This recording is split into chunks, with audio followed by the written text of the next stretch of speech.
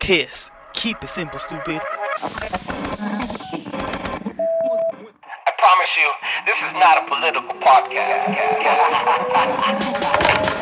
Jump from the deep end of the pool, set up the mood. Paranoid radio, set up the mood. Paranoid radio, set up the mood. Paranoid radio, set up the mood. Set up the mood. Set up the mood. Set up the mood. Set up the mood. Set up the mood. Set up the mood. Set up the mood.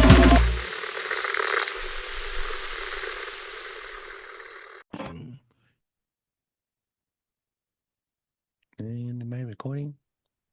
Yeah, I'm recording. And okay. All right. So is this gonna go on my side too once it's over? I never recorded like this. That's why. It should record the same way as if you're the host. Roger that. All right. Excuse me. Test goes 1, 2. Test goes. Welcome back. I am your humble host, Trebles Garcia. And I want to thank the Lord for allowing me to be here today. And I want to thank every single one of you for allowing me to enter your space. Ladies and gentlemen, boys and girls, welcome back to the freaking show. It's going to be an amazing episode. I guarantee it. I swear it's going to be an amazing episode. I know I've been dropping way too many short ones and you guys want to make some long ones. Because what? So freaking amazing. First of all, I want to remind you that the most important thing that you can do for the show is word of mouth. Check us out at paranoidradio.com and do not forget, guys, it is January. No, I mean, it's June. And reclaiming the rainbow is what I do best, baby. Before it was a celebration of how many penises you can take in the back door, it was Men's Mental Health Awareness Month since 1992. Hashtag look that up. I just learned that one. That's pretty cool. So, guys, make sure you keep it tight. And not, well, no pun intended, but make sure that you share this information to your brothers, your sisters, and your uncles, and everybody that's a male figure. And make sure you check them out. Guys, if you guys been contemplating or entertaining the idea of suicide, make sure you check us out. Guys, check this out. Look, you only need to live 10 days, 10 more seconds. Go to paranoidradio.com, and the first thing that you see is the 24/7 lifeline. You don't need to listen to the show, subscribe, or nothing. Just click and live for 10 more seconds. Put your burden on somebody else and belong. Also, check out CRYPTID Warfare Operations. They give you the tools and the assets and the guidelines to destroy those critters outside eating your chickens like Bigfoot, Chupacabras, and all that stuff. Make sure you check out Ali Christine to live parasitic free. She'll give you the tools that you need to make your kids healthy again. I don't get paid to say this. These guys are my brothers and my sisters. Make sure you check them out, guys. And do not forget to season your meat before you eat with flavors of the forest. All right, enough of that promotion.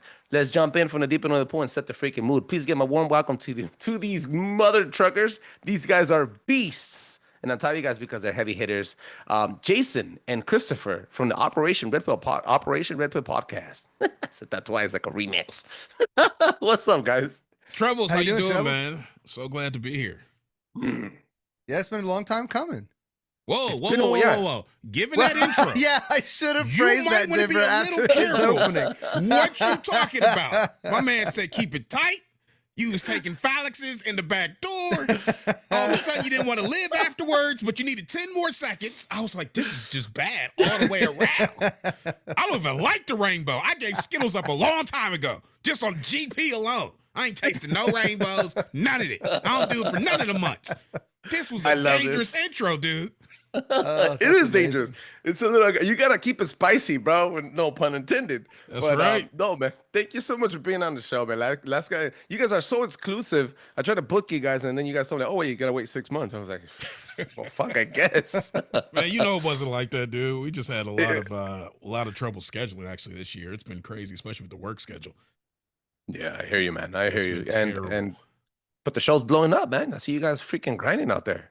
Oh, doing a couple things. The Lord's been helping out. We got a few listeners. We're doing all right. Christopher's been out there at the festivals, promoting the show, wearing the shirts on the side of the highway, got the thumb up, whatever it is. I told him don't do it in June, but hey, he's still out there. Whatever he's got to do to make sure we get the listeners, he's committed to the cause. He was walking I like funny it. a couple days ago. I ain't asked no questions. But our listenership did go a little higher. I was like, well, whatever you got to do. It's Whatever you gotta funny you say that because I was just picking up a pizza today. I went to the town that my dad grew up in, a week before Father's Day, and I noticed that the chick kept looking at my shirt. I'm 6'8", so I get weird looks from people all the time anyway. But these weren't like at my face; they were at my shirt, and I was wearing my ORP in the Fed shirt, so I was Okay. ready, right? Yeah. Like as she's checking things, she keeps looking back like out of the kitchen and reading my shirt, and I'm like, I'm braced, I'm ready to be like, ask me. She's like, have a nice day, and I was like, Oh my "Aw." god. Dude, that happened to me 3 times today. 3 Really? times. I went to the UPS store. I saw the guy looking at my shirt because it says "Let's Talk" on it. He didn't say anything. I went to Chipotle and I saw him eyeball and I was like, "I'm ready. I got something for you." I went to the grocery store and the dude that was like rigging out my stuff, he looked. He was like, "Milk, milk, American Eagle." Then he looked at the shirt and he was like, "Let's talk." I'm not sure. And I was waiting. I was like, dude, you're going to get more than you expect if you ask me the question. And he looked at like 3 times at my shirt and looked in my eyes. And I was like, just take a leap of faith, my guy. It's all right. We're not going to hold hands and take showers after this. Just ask me the question. It says, "Let's talk." Right. They didn't do it. I was like, all right, well, I tried. Most I can do is a shirt. Right. Right. Sometimes you gotta go out there yourself, man. Especially you don't look approachable. You guys are big, heavy guys. You got fucking beard on your faces, and Don't be they're scared. afraid, man. Don't be scared. Nah, go ahead, take a leap. Not in June though. Not on you, at least. That is true. I'm glad we clarified. Now, if you take that that's type of funny. leap, you're gonna hit the ground. You're gonna miss Oh. horribly. Right. Right. Guys, No doubt. you guys are freaking kicking ass out there, man. And I want to thank you again for spending some time on the show. Let's get to it, bro. Where can people find you? Well, you can find us at our home site at orppodcast.com. You can find us our social medias, Instagram, Facebook at ORP Podcast. And we're on, Spotify, Apple Podcast, all the normal podcatchers, Operation Red Pill. So, and our merch store is shop at Wow. ORP Podcast. Wow. No, messed it's it not. all up. No, it's not. I messed it. ORPpodcast.shop. The tray, I had this huge collision. I saw it. ORPpodcast.shop. Thank you. Yes. Man, see? Nobody asks you if you're ready. It's always when you're not ready. I love it. Oh, I love it. So they can find your shop at what? Our merch store is orppodcast.shop. Oh yeah. Let me fix my mic here. Just want to get to some talking. Guys, you guys have been here on the show before. A while ago, I think in season 4, season 5 somewhere. But you guys demolished it. And I was ashamed because you guys didn't have enough time to really get all the information out. So today, we're not doing part 2. We're doing a brand new topic. But when I messaged you about the conversation, you guys said that you wanted to talk Illuminati bloodlines. Yeah. Whoa. Yeah. All right. I'm strapped in. That's strapped on. Nope. See, it's questionable again. You know what's funny is that strap on backwards is no parts. What do you I do don't know in how your that free fits, but- time? You just sit around and study the most arcane things? I don't really have free time, so I'm not sure where this stuff comes from. But yeah. Well, that was not an ORP sanctioned type of research project that at was- all. Yeah, not at all. No, yeah, the last time we were here, man, we talked about the satanic control matrix, which for people who might be new to the show or don't remember, it's really one of the most diabolical systems of manipulation that's ever been devised. And the reason we say that is because this thing uses a full spectrum dominance protocol in order to gain absolute control over every aspect of human society. And it's doing it by utilizing occult sciences, occult technologies, and encouraging occult practices until every aspect of our humanity is actually weaponized against us and brought under satanic control. And in order to achieve that objective, the satanic control matrix directs its efforts into 3 key areas of focus, that being 1, how do you control individuals? 2, how do you control whole societies? And then thirdly, how do you control the entire planet? And so when it comes to controlling individuals, what we're seeing is that political elites, the social controllers, the satanic Luciferians that are running the show, they all want to use the education system because of its inherent design, which allows them to achieve 3 specific objectives. 1, reduce our intelligence. 2, eliminate our individuality. And thirdly, begin to re-engineer society at a granular level. And then when you upscale that, it takes you right into the second area of interest, which is how to control whole societies. And what our research is showing us is that they want to use something called the net industrial complex, which is really a collection of specific industries and technologies that are designed to weaponize both our physiology and our psychology. That's the way that we're built and the way that we think against us. what it does is it really places us under a very sophisticated form of mind control that when you go and research it, you find out that it's got satanic sources and satanic orientation really at its framework, at its foundation. And then lastly, when it comes to controlling the entire planet, what we're finding is that they want to build out what we call or what's called rather a interlocking system of global governance, something that they refer to as the New World Order.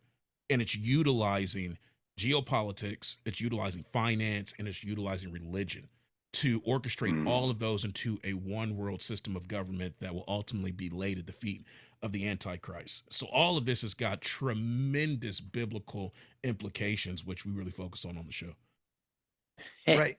Right. And what's crazy is I was looking at, Bloodlines and kind of putting together an outline bullet point type thing, and kind of came into some new information or a new perspective on the tactics and the use of the bloodlines. But one of the things that we talked about the last time we were on your show is that, throughout the satanic control matrix, we see Satan setting out to invert the created order, right? Whether it be feminism, you mentioned LGBTQ a minute ago, inordinate individualism, Marxism, and even magic. Like, all of these things are an inversion of how God designed things to function.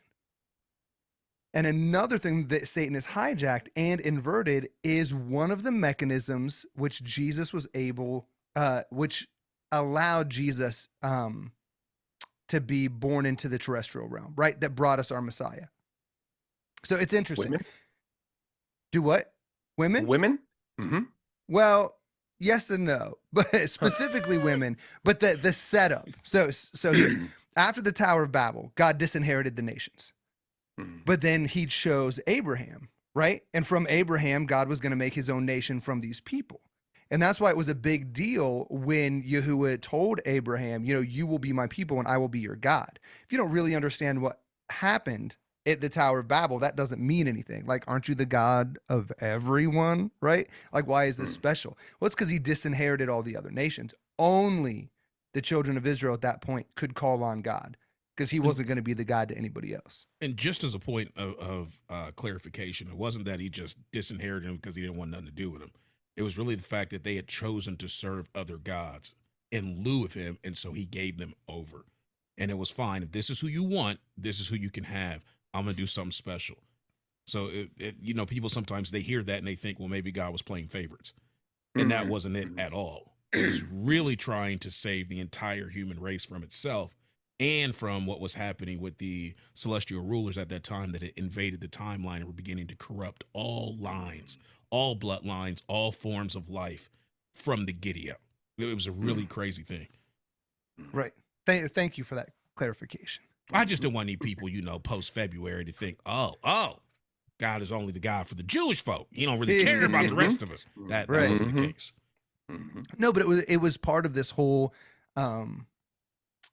tactic that God had. And from Abraham, Abraham, Isaac, and Jacob, and then Jacob had 12 sons, and this made the 12 tribes of Israel. And you could make an argument for 13 because Joseph's tribe, was made up of the half tribe of Ephraim and Manasseh. So 12 or 13, but every time they're listed as 12. And their job was to build a nation, to set themselves apart just long enough to pave a way through history for Jesus to be born to the tribe of Judah and bring to fruition the redemptive plan set down in Genesis, right? Like, that's a big thing to do. But it used all 12 or 13 of these bloodlines in order to build out a nation to usher in the Messiah. So in response to the life, death, and resurrection of Jesus, Satan's like, you know what? That's not a bad idea. What's that song? Anything you can do, I can do better. I can do anything better than you. Yes. I was like, no, you can't. Satan was like, yes, I can. I'm never going to hear that song the same way again. That's amazing. You're welcome. Oh, snap. Yeah. So what we have to look at is the type of bloodline. So there's actually iniquitous bloodlines that predate Adam through fallen angels, right? Satan fell and, who he was trading with and all of that, the war in heaven. But through the fallen angel incursion of Genesis 6, those iniquitous bloodlines got mingled in then with humans. And it's actually from these bloodlines that human beings believe they have the right to reign, the divine / satanic right to rule, which is why they're called royals, which is actually a combination of the word roy, which is king, and El meaning God. They're claiming to be God kings. But not all the satanic bloodlines actually became rulers of nations. Some fell into obscurity, simply, practicing magic and occultism in private, while others just joined the standard population. You could think of those almost like sleeper agents, right? Just waiting to be switched on. But it's from this pool of Illuminati bloodlines that Satan chose his favored 13 as an inversion or even a mockery of the 12 tribes of Israel. And these 13 Illuminati bloodlines built out and use the satanic control matrix to construct the nation of Lucifer, known as the New World Order, for the purpose of ushering in the replacement Christ. It's an inversion of God's plan. We've seen it a couple times. We've seen it with Peter too, right? He was crucified upside down, and then all of a sudden, in the 1900s, you see a huge boom where only the Catholic Church could do these. What's it called? Perform. When you take the demon out, what's it called? Cast demons out, exorcisms, and then the satanic panic happened, and then you see inverted crosses be connected with Christianism or antichrist. You see what I'm saying, right? They inverted the entire thing upside down, but that's just on a small scale. Right. This stuff is crazy. So let's do a quick run through of these bloodlines and the role that they actually played in this crazy plan of world domination. So we've got the Astors, the Bundys, the Collins, the DuPonts, the Freemans, the Kennedys, the Lees, the Onassis, the Rockefellers, the Rothschilds, the Russells, the Van Dynes, and of course we can't forget the Holy Merovingians. There's a lot of popular names in there, bro. Yeah, there is. There is. And one of the things that was astounding to us, the Bible says to give credit where credit is due. Fritz Springmeier wrote the book Bloodlines of the Illuminati, and he did a lot of the foundational research for this. Now, we ended up taking his work and exploding it. I think our whole series that we ran in 2024 is something like 57 hours long. If you put all the episodes together, like it's insane. But he really laid the foundation for this. But while we were reading his book and doing the independent research on our own, we were like, wait a minute, like each of these families seems to have a specific role that they play. It reminded me of, what was the movie Ocean's 11? When George Clooney and Brad Pitt are talking about like who they need to pull the job off. And there's like all these titles, we need so many of these and one of these. And I wish I could remember or play the clip. But there's all these specific roles that you need in order to pull off a job. And I was like, that's kind of what we see with these 13 Illuminati bloodlines. And as we did the research, we saw that the Astors actually function as the aristocrats of the Illuminati. The Bundys as the advisors. The Collins are the black magic handlers. The DuPonts are the alchemists. The Freemans function as the architects. The Kennedys, interestingly enough, they're royal fodder. Like they're a royal family, but they also get beat like a redheaded stepchild. So it's an interesting family. The Lees are the muscle. The Onassis, they're the transporters. Rockefellers are the industrialists. The Rothschilds are the bankers. The Russells are the wild cards. The Van Dynes play the shell game. And then the Holy Merovingians are the golden chalice. I got two questions. One of them, not questionable, points to point out. One, every single time I see Collins, even in a movie, they always have to do with magic and vampires and stuff. Yes. It's interesting. Yeah. Dark Shadows, Collins, even Twilight, right? They're the, what is their name? Colin?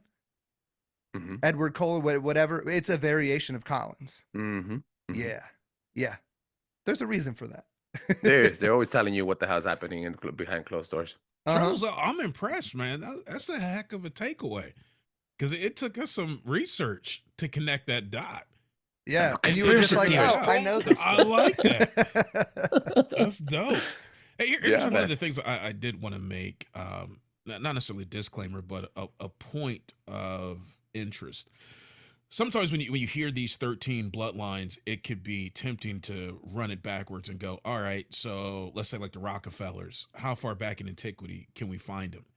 And that name only goes back so far. And then all of a sudden it stops. And some people might be like, well, if the bloodline stops there, how does all of this run back to antiquity? And I think it's a great question. The surnames help us in modern times track these lines out, but the bloodlines extend back beyond the surname. It really goes all the way back, even before the creation of man. This is why Christopher used the term like it's pre-Adamic. It goes before Adam. Whoa. It goes all the way back into the celestial realm. It starts with Lucifer, and it starts with the iniquity that was found in him, and the fact that if you look at scripture, it says that one of the reasons he got kicked out of heaven was due to the violence of his trading. He was trading with other entities, which is a huge idea to really take apart, because in standard Western Christianity, when we think about the type of entities there are, a lot of times we have a truncated view of the supernatural, as L.A. Marzulli puts it. And it's really this idea that you just have God, angels, demons, people. Like, that's it. And that's a very overly simplified type of view of the very varied speciation, if you will, that exist in the supernatural realm. Like, there are all types of creatures that are out there that don't just fit within those four or five categories. Like, one of the things you have in scripture are the living creatures. They're not angels, they're not demons, right? They're not God and they're not human. So what are they? Well, then now you got to have a whole different category just for them. There are way more species in the spiritual world than there are in the natural world. And we have a lot here that we don't even know. We're still discovering ones here just on our planet. So it extends then that while you have all of these different entities and species and all and civilizations, you also probably had different races of beings, not races in the sense that we know sociologically today, but actually different equivalent to species of entities, all of which Satan was trading with, right? And he was performing iniquities, and iniquities are a very interesting thing because they differ from like just general sin. Like, there's three categories, if you will, when it comes to sin. You have like making a mistake, then you have like an intentional violation, which is called a transgression, but then you have something beyond that is a perversion, which is called an iniquity. It's intentional, it's twisted and perverted, and it's not done by mistake.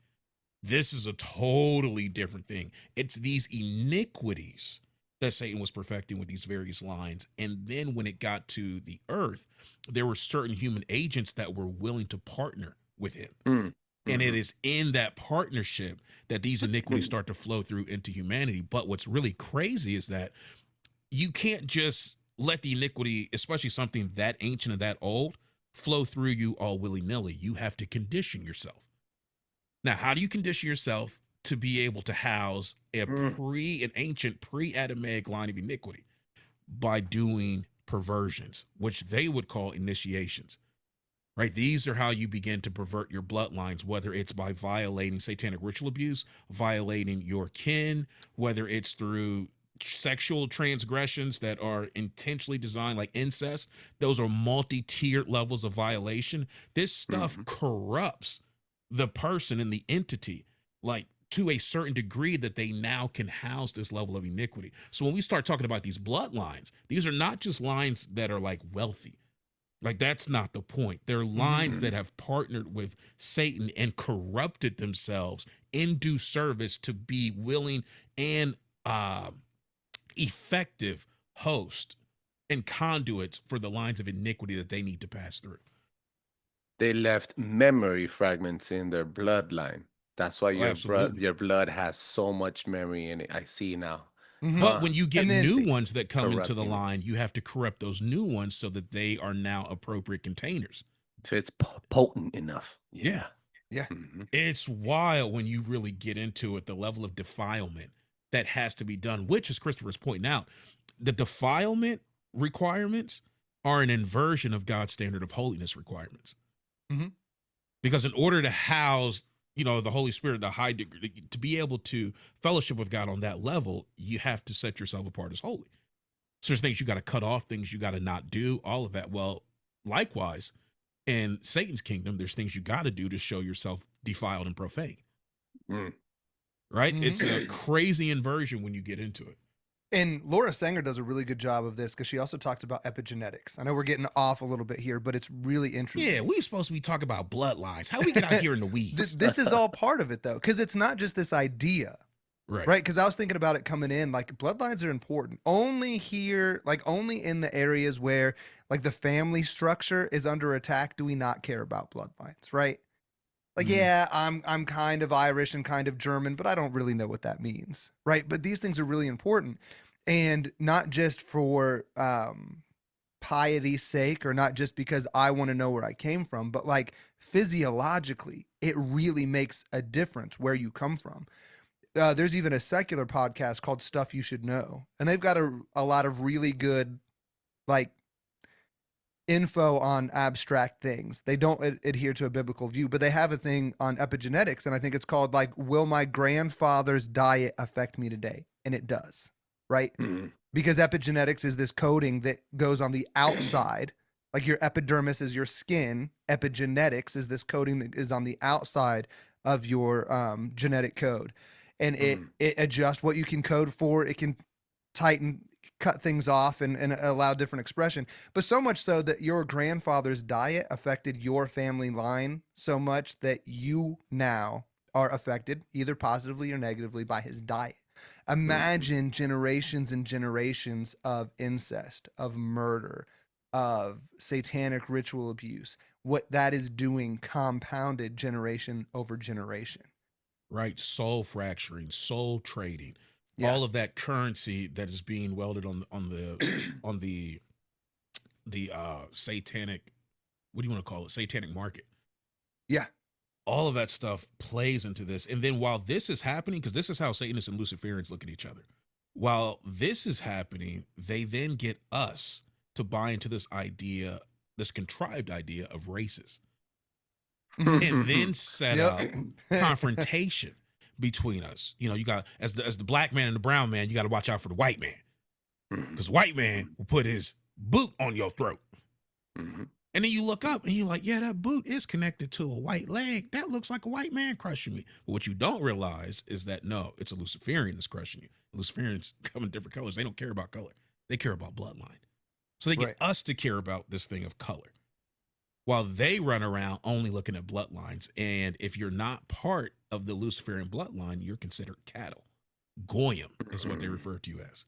And Bro, they can that's I don't mean to cut you off, but that's wild. Like, both sides of this celestial war aren't distracted by the outside, right? The skin color, the whatever. Like, God is concerned about bloodlines, whether it be the 12 tribes of Israel or the bloodline of Jesus, right? Mhm. We are all one blood, which makes us humanity. And then if you look on the other side, they're looking at the blood too. Only the lay people are getting distracted by what color the skin is. That's wild. exactly. That's crazy. Ingenious strategy. Yeah. But absolutely insane, especially when scripture tells us we're of one race. We're of one blood, the human race. Mm-hmm. That's what it says. So all this other contrived ideas and the stuff that comes from it is just bull crap. That's crazy. But it allows That's these why- bloodline families to function less impeded. Yeah. Oh, that reminds me. The thing that I thought was really interesting about this is when Manly P. Hall said that, due to the persecution of the church, the secret societies and occult had to go underground and take on Christian phraseology. Right? We hear that. And then as we've done research, we've noticed that they've divvied up different sectors of control to these different families. And we say that a lot, but it wasn't until literally driving into the studio today to talk with you, Trebles, I was thinking about it. And the 12 tribes of Israel, when they were given the promised land, guess what? The land was divided up amongst the different tribes. So this whole idea of giving, the DuPonts alchemy, giving Onassis the shipping lanes and all of that, like divvying up these different sectors that they were fighting over before to these different families is the same tactic that God had used to establish his nation. It's just different because the Luciferians want a global nation, a one world nation. I was like, this A is cheap copy of what God did. yeah, exactly. They're ripping him off. Mm-hmm. They're so focused on making sure that we disconnect from him, and I think the only thing, like, it comes down to the blood and to um your biometrics, right?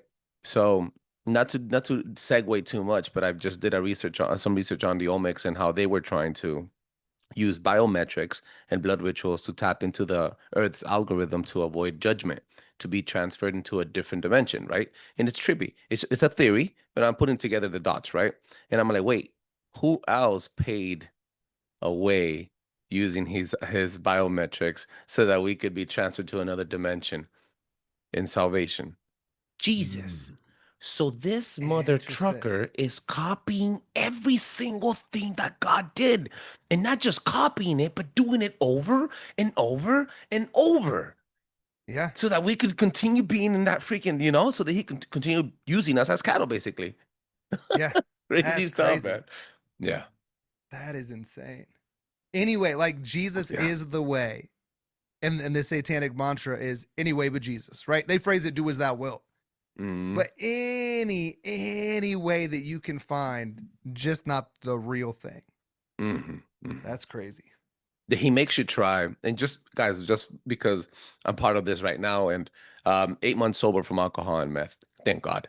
So, and I awesome. started really Congratulations. going through thank you so much. And it means a lot because I've been diving myself into the show a lot. And it means a lot because I got to a realization of my life where I was like, I've tried drugs, I've tried women, I tried raving, I've tried everything except for Jesus. Exactly exactly what you just said right now. He makes you try everything except for the original. Right. It's insane, bro. Yeah. That's absolutely nuts. Yeah. Let's go, bro. What else you guys got? Well, we've got the 13 families. I don't know if you've got enough time for us to do a deep dive on every single one of them. Because, like we said, that was a 57-hour series. But is there any that you are interested in? Any of them that sound Yeah. interesting or you're curious Automatically, about? Collins for sure. And then the last one you said, the Golden Rashmere? Rashmere? What was The it? Golden Chalice, the Holy Golden Chalice. Merovingians. Yeah, hit me with that, bro. Okay, so we'll start with the Collins. It's crazy because the Collins they're steeped in black magic, right? And their women actually seem to be in either high occult positions or married to influential figures, which suggests to us that these women might actually be handlers themselves, right? Like Kim I've even Kardashian? heard that I'm over here thinking already. I'm already going in. My brain's already thinking, bro. Okay. well, let's say powerful men like Abraham Lincoln, Randolph Churchill, which is the son of Winston Churchill, and W.A. Harriman, who co-founded the oldest and one of the largest private investment banks in the United States, Brown Brothers Harriman Company. Of which All the of Bush Senior, Prescott, Mm. and Bush number 41 were both in that company. You're right. You're right. Yeah. Hmm. All of these dudes were married to a woman from the Collins bloodline. And they were skull and bones. Yeah. They were. That's crazy. I just connected that. Interesting. Boom. Blow your freaking mind. Well, no, like this information sits in containers as we go through. It does. So Yeah, it does. yeah. It does. sometimes we're like, the containers are right next to each other. You still don't look at it and connect them. And then all of a sudden the divider gets moved. And you're like, oh, snap. They were all together. Right. That's wild. But then That's there was crazy. also a Collins who was the queen mother of the Mothers of Darkness. Have you ever heard that, Treble? The Mothers No. of Darkness? No. Okay, so the Mothers of Darkness are an organization that sits on top of the Illuminati. The Illuminati is structured, or the Kingdom of Darkness, if you will, is really structured in a few different ways. There's like the masculine side of it and then the feminine side.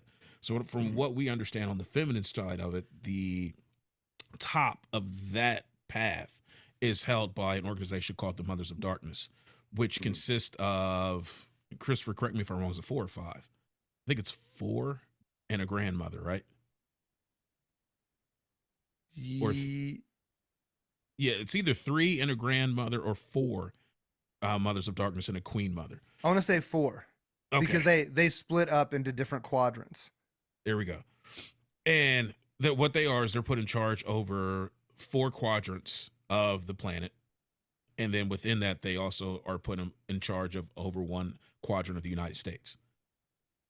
And they rule through direct communication with Lucifer that they have to do every night through a blood right sacrifice. So they sacrifice an infant, typically a boy, drain the blood, and then through that actually communicate, and they get their marching orders. And then what they do is they disseminate those orders down to a position called the Rising Phoenix. Now, we had somebody on our show, her name was Jessie Zaboter. Jessie Zaboter was being groomed and developed to actually be the queen mother of the Mothers of Darkness.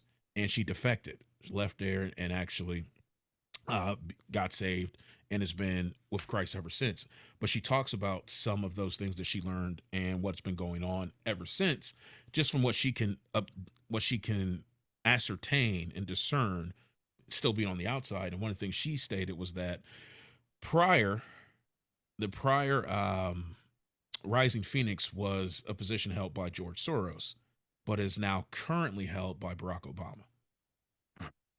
So what the Mothers of Darkness do is they get their marching orders from Lucifer. They disseminate it down to the Rising Phoenix, who she says is currently Barack Obama. And then from the Rising Phoenix, those orders are disseminated to a organization called the Committee of 300.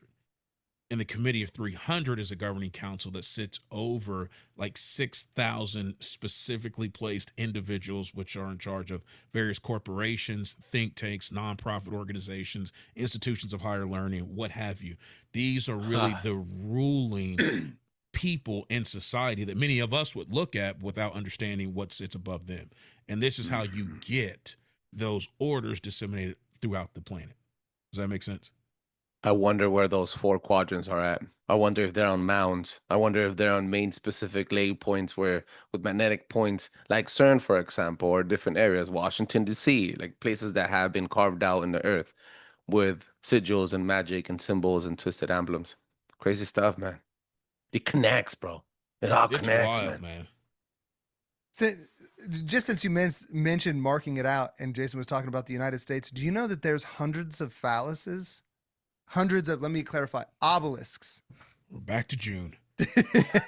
that actually mark the border of the United States? No. Yes. What? Yeah. The land borders of the United States are marked by obelisks. And for anyone that's How come I never seen this before? I live at the border. I'm in LA, bro. I go to TG all the time. What? Look it up. It's crazy. Hashtag look it up. Hashtag look it up. That's something I gotta look up for sure. Yeah, it's That's crazy. insane. I We're didn't not know that. responsible for what you find. Oh fuck. It That's is why we June. need that disclaimer, right? Yeah, so the Collins. This Yeah. crazy. Just like you were saying, every time they come up in the media, it's always black magic, it's always vampires. Dark Shadows takes place in Collinsport, Maine. In fairness, Collinsport is not a real place, but it's based off of this idea that, the Collins are vampires. So it was old, I think it was in the 60s. They made a remake with Johnny Depp. He's in it. The Twilight books, all that kind of stuff. The main, I think one of the main characters in the Twilight is Edward. And Edward was one of the first Collins to come to the United States after joining the Illuminati. So they got picked up by the Illuminati because of how powerful they were in black magic. And Edward and Francis and John, once they got in, they're like, okay, now let's go to America. And they didn't just practice magic, though, because there's this dude named Truman Collins who was a lumberman, right? Like, so they had day jobs, even if they couldn't go out in the sun. He ended up becoming a huge landholder in Pennsylvania. And his living family members now own 370,000 acres of land in Northern California. Not by mistake. And Pennsylvania, which is like twice the size of Chicago. Crazy. It's huge. So I have Yeah. a question. Okay. if so, if you're a Collins today, just as an example, Yeah. does it mean that you're still connected? That you still have fragments of that trauma in your DNA? That is actually a really, really good question. Just because you have the name doesn't necessarily mean anything for sure. Like you're not a Because sleeper cell, right? Like you could be activated with a specific frequency or ritual. Well, boom, you snap into activation. right. Because what we've noticed going through this and through some of the work of Fritz is it's their bloodlines of the Illuminati, not surnames of the Illuminati. So sometimes they change, like under the Astors, you get the Chandlers, and under the Russells, you have like the Huntingtons, and there's different branches. And then just because you marry in or whatever, maybe you're adopted, it doesn't necessarily mean that. And even if you have Illuminati blood in you, that doesn't even necessarily mean that you're a sleeper agent or you're going to be used.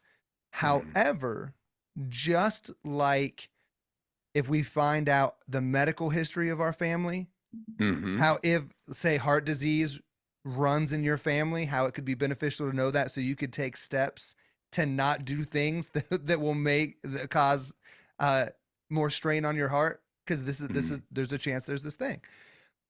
Same way, the more we can learn about this, if you realize that you're connected, because one fascinating thing that happened when we did the series last year, so many people wrote to us and they're like, I'm from this family, I'm from that family, I could have told you this information, I've got inside information on this. Like, there's a lot of people that know that they're connected.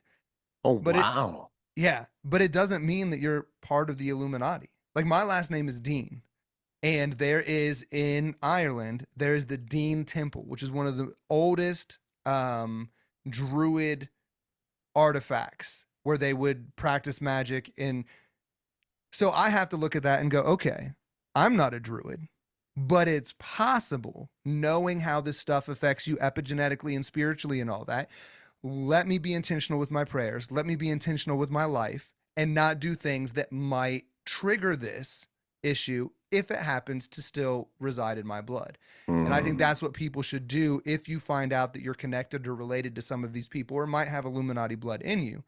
Doesn't mean that you're an agent, but look at it and go, okay, if this stuff was happening, maybe I should not practice magic. Maybe I should step twice to avoid this stuff over here, just in case it might switch something on within me. Trebles is also why I keep a close eye on Mr. Dean. I'll be checking to make sure he ain't gotten any taller. I'm like, what's going on over here? Plus, Make he's a sure- redhead. Plus, he's a Red ginger. hair, Those 6'8". guys have Nephilim bloodline power on them, I swear. I'm saying my Negro senses be going off from time to time. Like, calm down, inner Negro, calm down. He's all right.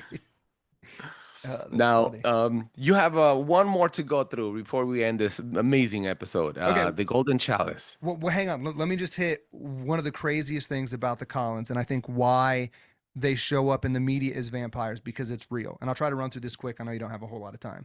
The Salem witch trials, 1690s in Salem, Massachusetts. This is where the Collins lived. And yeah, crazy, right? And this whole thing gets kicked off because three girls, some of them that were related to the people that ran the town, three girls started acting crazy. And everyone in the town was like, oh, this looks just like the time that we had people that were possessed, and we know that it was magic. So what happened was the Collins, because they were afraid of getting caught, they start screaming, witches. There's witches here. And they start pointing the finger. They're pointing the finger at their neighbors. They're the one pointing at all. They're in league with the Putnams, and the Putnams were running the town. So they communicated and they set it up. I think the Salem witch trials are absolutely a tragedy, not because witches don't exist, but they killed the wrong people. The guilty ones are the ones hiding in the shadows, screaming witch, witch, and pointing at the innocent people. Doesn't that happen a lot, even in today's world? Oh, yeah, that doesn't happen at all, man. What are you talking about? Right. Yeah. And one interesting thing that I found out here is when psychologists looked at the behavior of these three women, or the three children that kind of triggered the Salem witch trials, they said that it was akin to the behavior that one would express if they were abused as a child and or under the effect of LSD. And there was a fungus Yes. growing around. Yeah. Yes, you know your stuff, Trebles. Egret fungus. Egret Mhm. fungus actually serves as the alkaloid base at which LSD is derived from. They were high on stuff. And Oh, yeah. pharmakia, the very word in the Greek that's translated as sorcery in the English, like if we're looking at the Bible, sorcery, it's dealing with drugs. It's not just magic, it's also drugs. So the Collins cooked up some LSD and were poisoning these girls in Salem, Massachusetts, and it triggered this whole witch panic and all the wrong people died. And then crazier still, have you ever heard of the vampire panic? I've heard of some vampires in New Orleans, but I don't think there was a panic out there. Vampire panic, same part of the town. Almost no one knows this. You can hashtag look it up. It's on Wikipedia. Vampire panic happened in a very similar area of the country, Massachusetts, Connecticut, that area of the country. And there was this huge, for several years, people thought that vampirism was happening. So what they would do is they were convinced that vampires were coming back from the dead and feeding on their loved ones. So if you died secondhand by a vampire, they thought that you had, picked up the vampire virus. They would dig up your body, they would cut off your head, they would disembowel you, and they would burn everything. Huh. Seems legitimate. Yeah. Seems legit. That's how you kill a vampire, right? You won't kill Absolutely. a vampire. Do you the crazy thing to me is the mainstream narrative is that all these people in like 3 different states, what happened was they didn't understand what tuberculosis was. This is the story that we're told to excuse all of this. From the same geographic location as the Salem witch trials, the Collins, all that stuff, people were getting dug up, their heads cut off, all this stuff. And they go, you know what? It's just because they didn't understand what tuberculosis was. So they thought tuberculosis was vampirism. And they decided to kill people like this. Mind you, this happened long after we knew what tuberculosis was and how to treat it. Mhm. And all of this happened 25 miles from Harvard University. Sorry, it just slipped my mind. So you go, oh, these people are so stupid. One of the first institutions of higher learning where people are getting together and they're super smart. You're telling 25 miles from Harvard, and there's 3 states of people that are so terrified that vampires are ravaging their family and eating them that they're digging them up and cutting their heads off. No, it's not a bunch of people confused about tuberculosis. I really think the Collins were vampires. Oh, fuck. You just flipped it backwards on that one. Yeah. Because all this stuff is coming up the same place that the Collins went to in America. And then they put it on a freaking movie so that you could just buy their entertainment, their story. And Right, then it's bitch just a money. story. Full Yeah. circle. Speaking of movies and Collins, one of the interesting offshoots from the Collins family is actually the Hanks. Okay. Yeah. Which I was Never just heard of looking- him. Oh, you've heard of the Hanks Yeah, before? no. You never heard of Tom Hanks? Yeah. Now. Okay. Holy snap. The Hanks. Okay. Yeah. What are they Yeah. known for? Same thing. It's the Collins blood under a different name. Oh, look at that. What you told me. The bloodline hidden by another surname. Mm-hmm. Yeah. Yeah. The surnames are just what we use because we can identify them better. But even like with the Rothschilds, everyone's like, oh, he changed his name from Bauer to Rothschild. Not necessarily. He kind of did. But that whole family functioned under the banner, the seal of Solomon, the red seal of Solomon. And because the rest of the world started picking up surnames, he was like, oh, we need to have a name for our family to be recognized instead of just being under the shield, under the red shield, or the house of the red shield. They picked up the surname Rothschilds. But yeah, it's only within the last couple 100 years, maybe, we've been using surnames. So yeah, clearly, if they pick them up, they can change them. because the Collins are also the Todds. So Mary Todd, Abraham Lincoln's wife, she was a Collins. That's why she did Holy seances in the snap. White House. All that stuff. Yeah. Now, I want to say just because, Tom Hanks can draw his ancestry back to the Collins, not saying he's a vampire.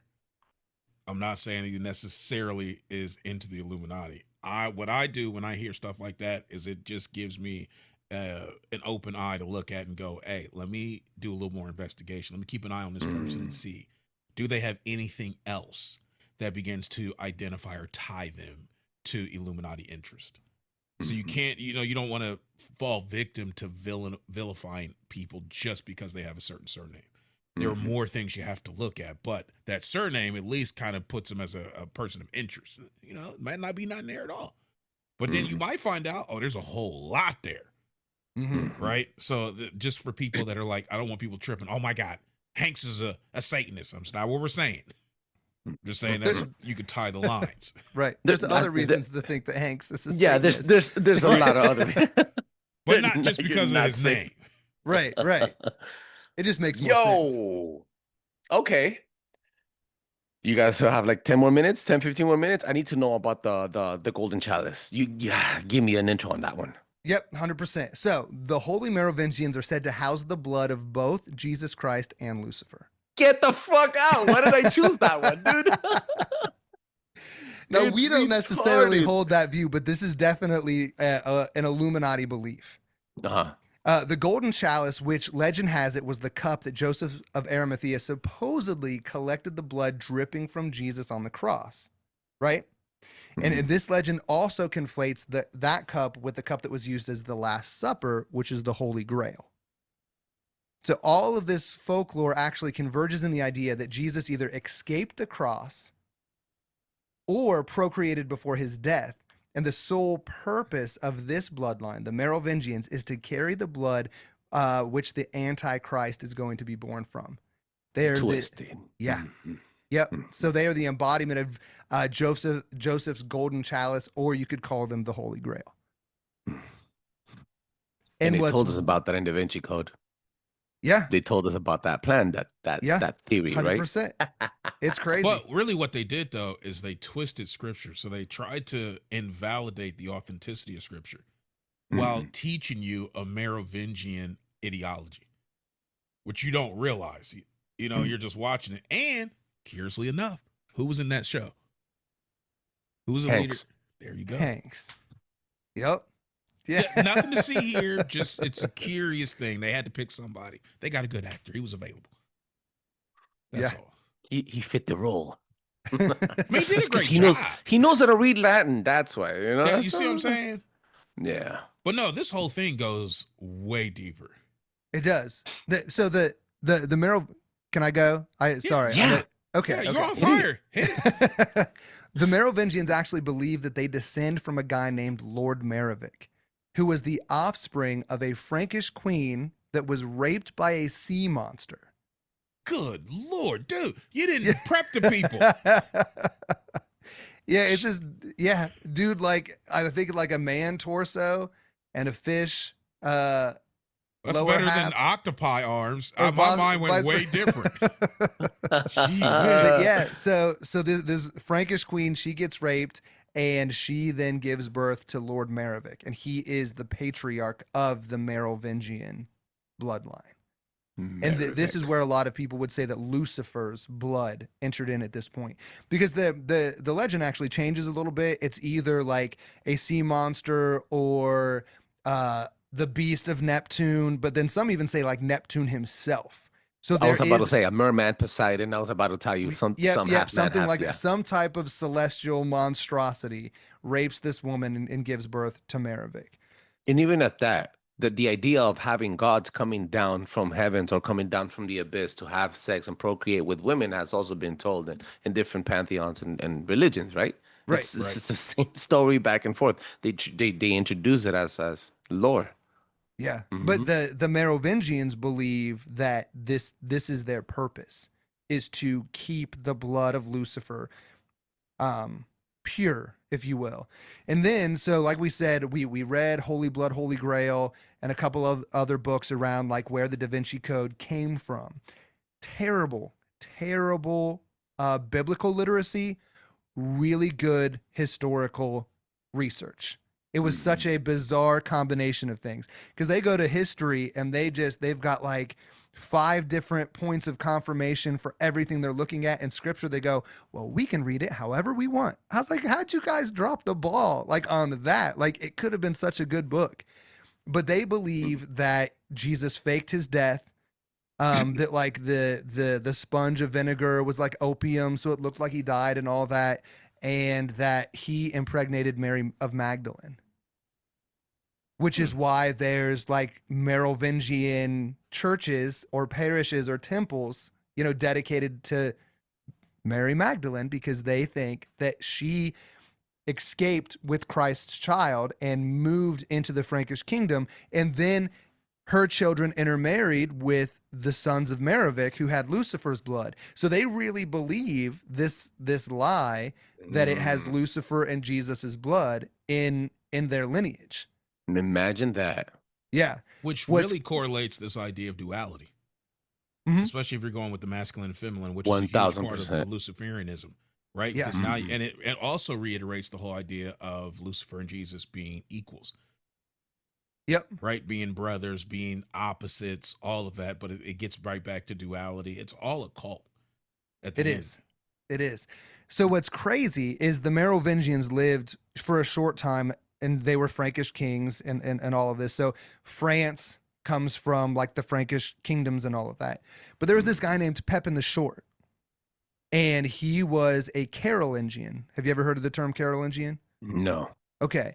He was the beginning, at least on the mainstream or main stage, the beginning of the Carolingian dynasty. And he officially put an end to the Merovingians.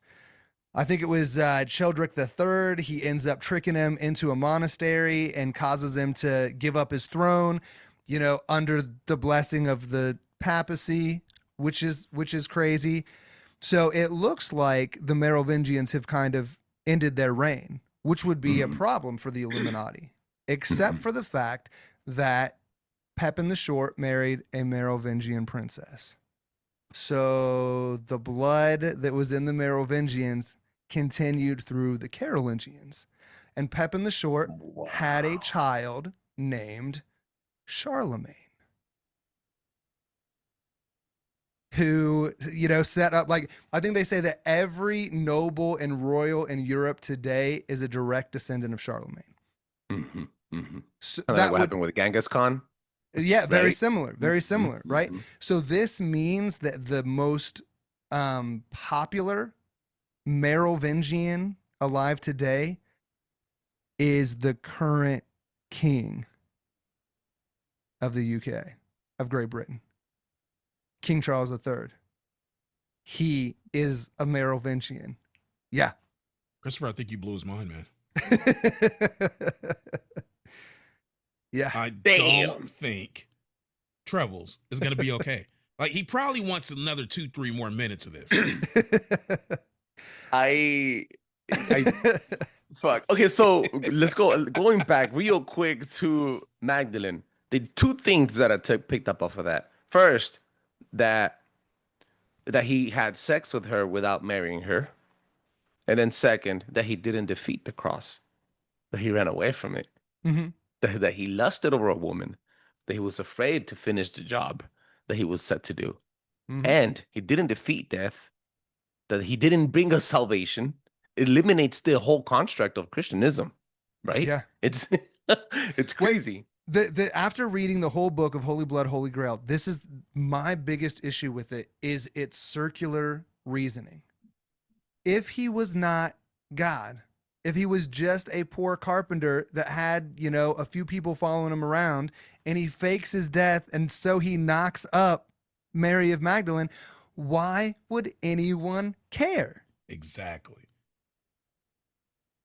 But because they do care and he's so important, I'm like, you can't have it both ways.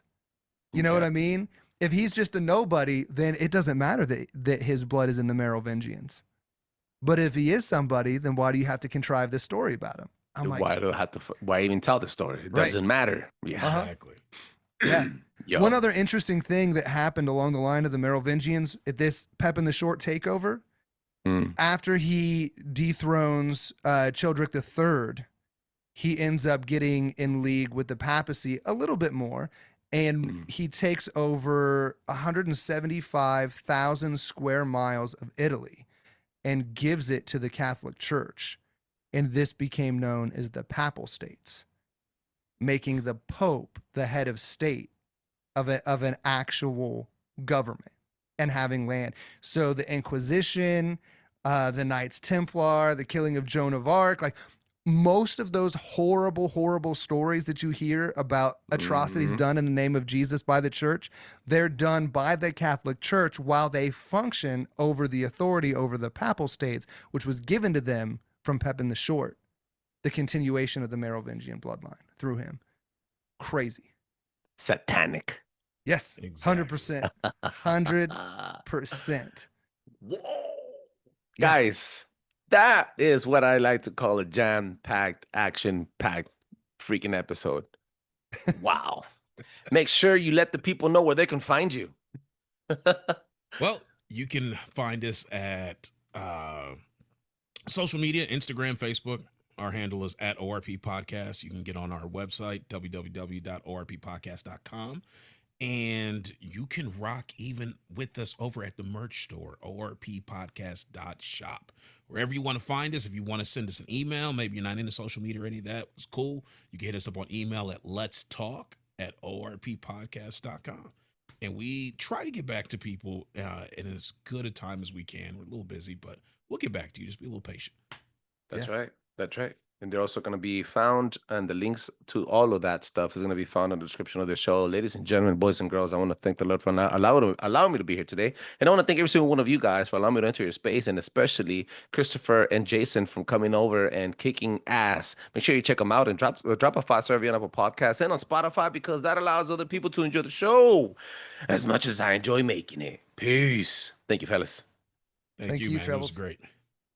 Ooh, I don't know how to stop the recording, but I'm going to do 30 more seconds. Are you ready? This is a quick intro. You ready? Okay. Yo, all right. We did Nephilim, we did Bloodlines, we did Ugly June, and we did freaking blood rituals. Tell them, bro. Where can they find you guys?